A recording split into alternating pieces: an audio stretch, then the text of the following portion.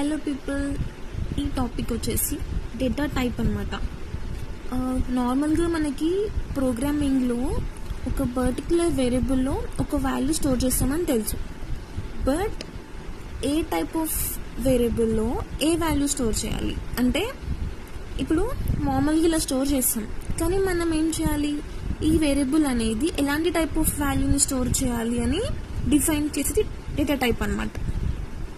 So ఇప్పుడు నార్మల్గా మనకి చాలా టైప్స్ ఉన్నాయి డేటా టైప్స్, ఇంట్, ఫ్లోట్, స్ట్రింగ్ ఎక్సెట్రా. సో ఇప్పుడు మనం ఏ అనేది ఇంటీజర్ లాగా, అంటే ఇంట్ ఏ ఈక్వల్ టు 1 అన్నాం అనుకో, అప్పుడు ఈ పర్టికులర్ వేరియబుల్ ఓన్లీ ఇంటీజర్ వాల్యూని మాత్రమే స్టోర్ చేస్తుంది అనమాట. ఆర్ ఎల్స్ ఇప్పుడు మనం క్యార్ ఇన్ ద సెన్స్ సింగిల్ క్యారెక్టర్ని స్టోర్ చేస్తుంది.